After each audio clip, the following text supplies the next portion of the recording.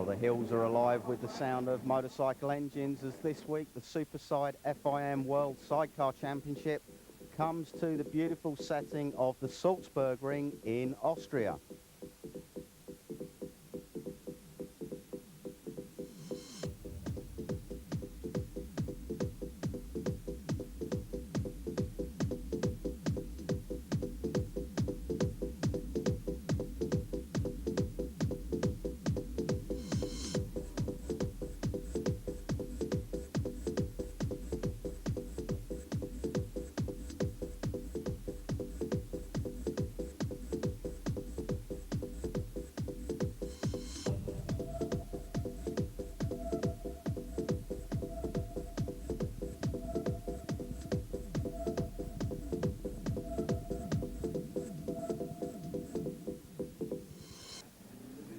Well, rain greeted us here at the Salzburgring in stark contrast to the last round at Schleitz. And the positions after Schleitz, Tim and Tristan Reeves holding a commanding 29-point lead over Jörg Steinhausen and Trevor Hopkinson. Tero Manninen and Pekka Koisman and the Finns had a great event at Schleitz and moved to third in the championship. Well, while some of the spectators were taking it easy, we take a trip around this fast-flowing circuit at Salzburgring, one of the real old circuits. Lap record 1 minute 25.059 seconds, staggering 111.9 miles an hour average around this circuit. That lap record held by Steve Webster and David James from 1997. Marcus Bosinger, some people may remember, did actually go a little bit faster than Webster, but he was on a prototype machine and therefore not eligible for the lap record. We're on board with Andy Peach and Rick Lawrence taking us for a trip around the circuit. We've already gone down the fast start, finish straight and through the tight first chicane. And that first chicane really the only blight on this fantastic circuit, real old school track. And now we have the run up the side of the mountain, very narrow as you can see, Armco barriers lining either side, so not a place you want to make mistakes, but this is absolutely flat out up this hill. Speeds approaching 160 miles an hour at the top of the hill. As you go over the brow, just about coming up now, there's a left kink coming up, which is really fast, flat out into a long, long right-hander at paddock. And this just rolling off the throttle, still in 6th gear. And you can see why the average speed is 112 miles an hour. And then it's a drop down the hill again to this hairpin bend. The paddock on the inside of the circuit around here, good viewing point, and then through into these fast left, right, left S's that end the lap and bring us back out onto the long start and finish straight.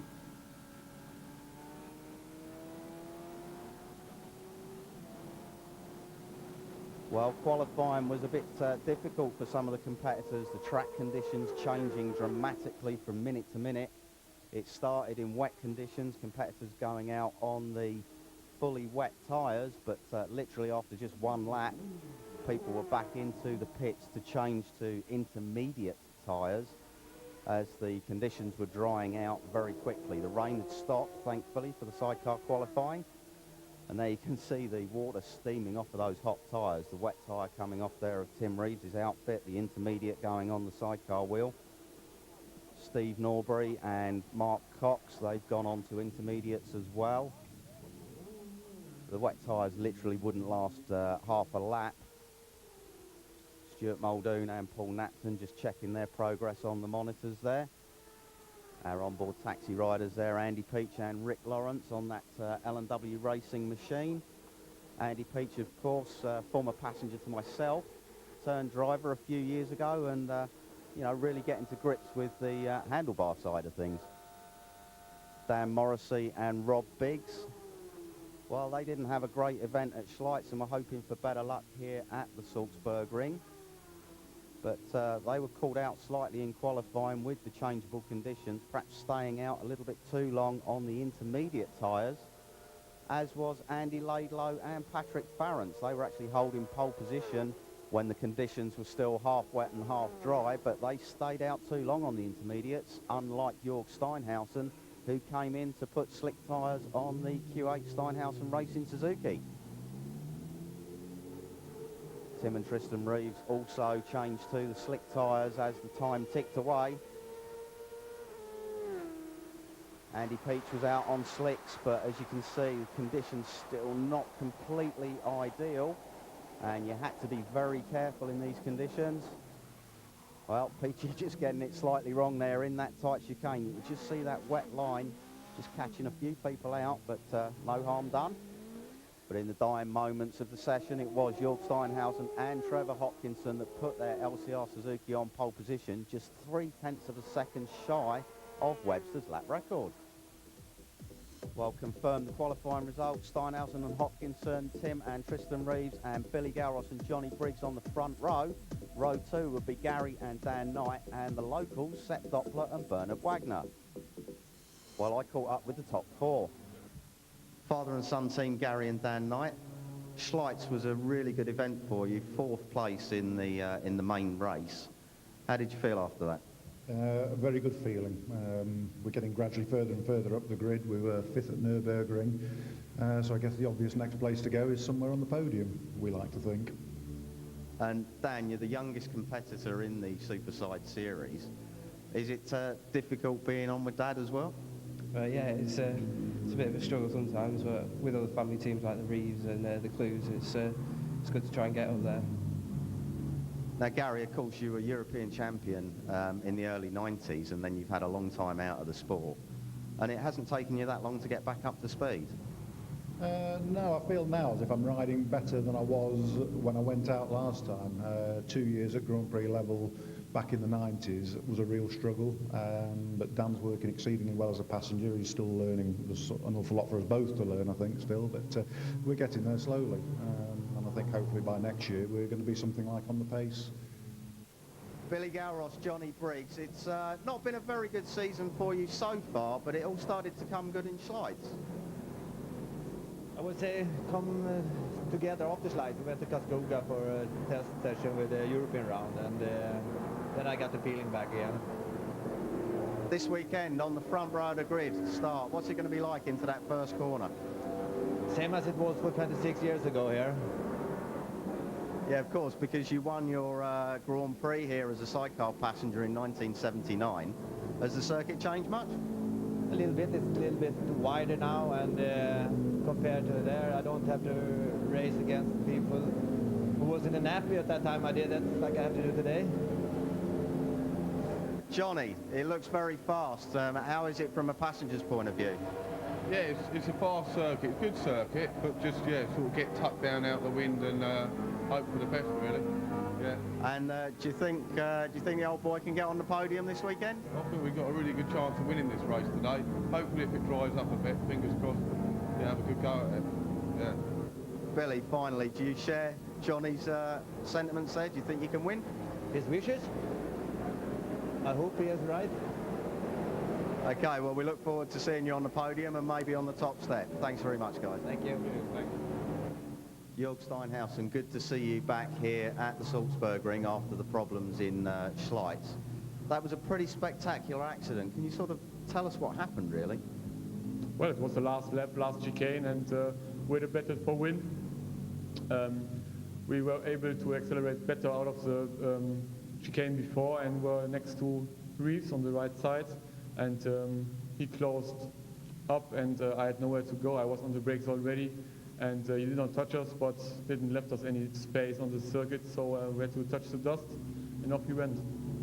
And what was going through your mind as you were upside down at 120 miles an hour? Yeah, I was hoping that there's nothing we could possibly hit, so I was quite pleased that we had a quite smooth impact, and I did not break anything, so yeah, we were very lucky. But both you and Trevor are fit and well this weekend. Yeah, I'm so glad that we both can be back on the bike here at Salzburg. We like the circuit, and we feel fit enough to race here. Now, qualifying went very well for you and you're on pole position, but the conditions are going to be very tricky. Yes, I'm quite pleased that we were fastest on both conditions, on the wet and on the dry, and the warm-up in the morning was quite okay, although we were quite early. I'm very pleased, I'm very confident about racing here. You've got a lot of points to make up on Tim Reeves in the championship now in the second half of the season. What's your plan? Yeah, try to win races, you know, that's all we can possibly do. all we can do is try to be competitive and work on us and work on the bike and try to win races, and then we need some luck. Tim, Tristan, first time at Salzburgring. What do you think of it? Yeah, it's a fantastic place, beautiful countryside, the circuits. It's one of the old real circuits really, where it hasn't been messed up by different people. It's got no chicane, it's just fast, it's an awesome place. It's just a shame the weather's spoiling it really. Second on the grid, were you hoping for pole position? Yeah, obviously. We had a new engine in here, and we spent the first session and the first time running it in.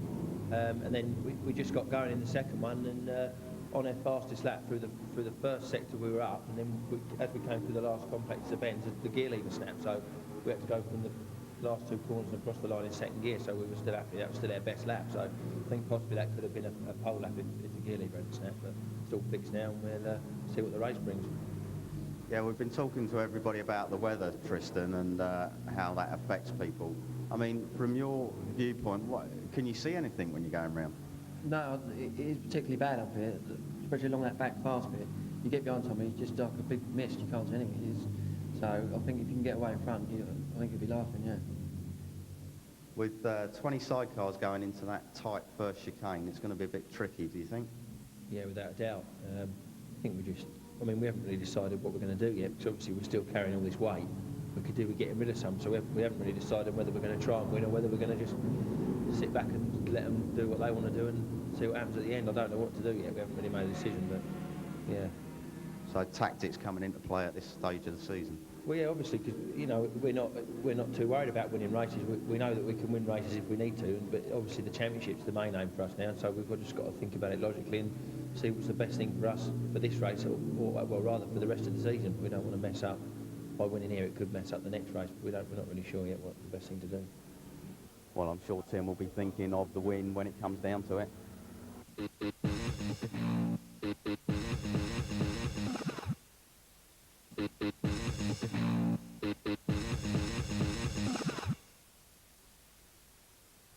Well, while we were in Salzburg, I took the opportunity to travel across the border to Munich and the small town of Würzburg, just to the north of the city, where I found the FIM Sidecar concern, the makers of the RSR racing sidecar chassis. Erwin Schmid and his brother Rudy have been constructing chassis for the last couple of seasons, and now getting heavily into supporting teams throughout the junior series. I asked Erwin to show us around the factory and tell us about RSR. Erwin Schmid, RSR sidecar constructors. Impressive facility you've got here, but sidecar chassis making is not your main business. Our main business is to produce for any industrial partners parts of sheet metal, medicine techniques, and we are doing a lot of montages for different customers. And our first contact to sidecar racing was 4 years ago when we started into the IGM, and from this point on we was to start to develop our own chassis. Now the RSR chassis looks pretty similar to what we see on the tracks at the moment, but there's some significant differences, particularly your thoughts on the front suspension. Tell us about that. Die Federung vorne war die Yeah, the base is Idee, the same like all the RSR chassis around the World Championship. The RSR chassis has a complete different front suspension and has a different rear suspension. We also have a lot of small details changed to the base. The front suspension is a special system out from mountain bike downhill competition. We got this one from the US, and it's improved very much the driving and ride curves. We don't have anymore a lot of linkages in our chassis. We're going directly with the front suspension and with the small suspension. It's a much better handling, and of course it's not so heavy like the other ones. And also the rear suspension, you've moved away from the idea of having it inboard the chassis to the outside. Why was that? erstens mal, direkt anzulenken, eine Direktfederung zu machen und auch because you have it in the center of the wheel. It's a direct linkage. You don't lose any power over all the linkages you got in the normal style. Then it's better adjustable just from the outside. You don't need to go inside the chassis anymore. Damit man einfach das Verwinden des Radträgers verhindert, einfach direkt anzulenken. You currently run Adrian Konas from Poland in the amateur IGM series as part of the junior team. What do you see the plans for RSR and Adrian? Nachdem Adrian gezeigt hat, dass Adrian Konas, he's working in our factory and he started racing this year in Valdivian practice. He's a very fast guy, he's very aggressive driving, and we're gonna think that he's moving to the IDM next year, and hopefully he's going to 2007 to the Super Sidecar Championship for improve his kind of style and of course with our chassis. And can we expect to see some of the top riders on an RSR chassis in the near future? es laufen ein paar Gespräche und Verhandlungen und we are in the middle of a lot of talks with a few top teams for going on the RCR chassis next year. At the moment we can't say any more, but we are in the middle of any talks. die Verhandlungen laufen, es wird sich zeigen. Erwin, thank you very much for taking the time to show us around your factory, and good luck to RSR for the future. Thanks, Sam. Good luck for the Super Sides. Many thanks for the interview, and I wish you a good time. A wet welcome here to the Salzburgring in Austria. You can see we had a lot of rain overnight, but they're coming down onto the grid. The rain has eased off. That's the man on pole, Jörg Steinhausen, but of course the series leader, Tim and Tristan Reeves, alongside him. Third onto the grid, it's Billy Garros, number 3, but the weather here at the Salzburgring causing some concern, and tyre choice really is a bit of an option at the moment. Ian's down on the grid to find out more. Bernard, second row of the grid. Did you expect that before the weekend? No, I didn't expect it, but I'm very happy standing here. It's new for us, being on the 5th place, and we like this circuit. It's very fast, and so we hope for a good race. And where do you think you can finish? Oh, it's very difficult to see it now, because there are from the 4th to the 10th place, all very close, and it will be a hard work. Okay, good luck. Thank you very much.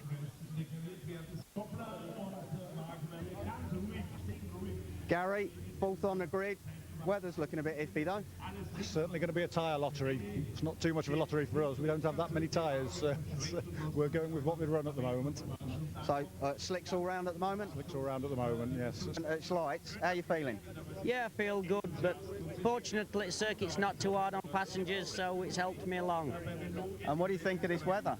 Well, it's the same for everybody. I think this is one of them days somebody from the back or we wouldn't expect to win wins it. 7th on the grid for Mike Rocher. He'll be hoping for a better result, but here is Ian Guy with the series leader. Tim, bit of a lottery on tyre choice at the moment? Yeah, it is at the moment. I mean, if it stays like this, it will definitely be slicked, but luckily it looks like there's blue skies coming, so they're going to hold it for 5 minutes and we'll see, but yeah, I think it will be slicks. Feeling confident? Yeah, but I don't know if obviously I've already spoke to you about the weight problem, so I don't know if I'm going to be going for the win anyway, so it might just be a safe second and get rid of my weight. All right, let's hope the rain holds off and we have a good race. Cheers, Ian. Well, Tim Reeves, confident. Number 9, Thomas Fuchel there from the Czech Republic. He's had to drive down to Salzburg, 3.5-hour drive. Ian joins me back in the commentary chair, a little bit out of breath, but what do you think, mate? Yeah, well, the rain's eased off now. The track is dry, so everybody on slick tyres for this 19-lap race. And we're going to see another classic encounter between Tim and Tristan Reeves and Jörg Steinhausen, I think. Well, Reeves, he got a great start there. He certainly got the drop on Steinhausen. We're on board here with Rocher and Honey. And, well, after the upside-down incident at the last round in Schleitz, for, of course, the German, Jörg Steinhausen, he'll be hoping not to repeat that. But yeah, and he'll get tight into this first chicane. It's a long run down into that chicane and then hard on the brakes. And, well, I think everybody got through there okay. There was a bit of bumping and barging, but they seem to all manage it. And that's Tero Mannanen and Pekka Koismanen behind Mike Rocher and Adolf Harney. Not quite sure where they got. Oh, well, everybody didn't get through the chicane on the first lap. That's number 36, Steve Norbury and Mark Cox. Well, it's a disaster for those two, coming all the way from the UK. see, we can see what happens. Well, not really. They just seem to get shoved onto the inside on those tyres on the inside of the chicane, and then got whacked up the back as well by somebody. That looked like a red machine. That's probably Gerhard Hautzenberger, the Austrian, on the RSR machine, so not a good day for RSR. It's not a good day at the moment for Jörg Steinhausen. He looked to be back in about 4th or 5th there. Tim Reeves on the 77 outfit leads them round on the first lap. He said Steve Norbury out of this one after being fender bended slightly up onto the tyres, but it is Reeves. He is that. Garros in second. Oh, I was just about to say, where's Steinhausen? And there he is. Yeah, Garros made a bit of a mess of the left-hander there. Just went a bit wide on the exit, allowing Jörg Steinhausen and Trevor Hopkinson to drive around the outside of them. And they're now off in pursuit of Tim and Tristan Reeves. Number 13, Colin Nicholson, and Jarno van Lith bringing up the rear of the field at the moment. There's that little chicane after the start, and it's Tim and Tristan with Jörg Steinhausen and Trevor Hopkinson, fully recovered from that incident in Slights in second place. That's where the championship is, I should say, but we're back on board again, Ian. Yeah, Mike Rocher and Adolf Harney, they're in about 8th position at the moment, and that's the green machine of Stuart Muldoon and Paul Napton battling with Martin and Tony Van Gils on the number 2 machine there. Now we're out onto the fast run up the side of the mountain. This is the back half of the circuit. 165 miles an hour at the top of this hill, and now we're on board with Martin and Tony Van Gils. Looks like they're trying to make a pass on Mike Rocher. This is very tight. No, can't quite do it. There's really only one line up through the side of the mountain before you come into this long, long right-hander. And that looks like Muldoon. Yeah. Well, it's nice to see Muldoon back racing. Seen him for a while, but the wire Scots, as we should say. Well, it still Reeves out front. Yeah, a bit of a bobble there from Jörg Steinhausen. He got that left-hander completely wrong where Galros did last time. There are a few damp patches on the circuit, as you can see. Yeah, slipping all over the place. Through the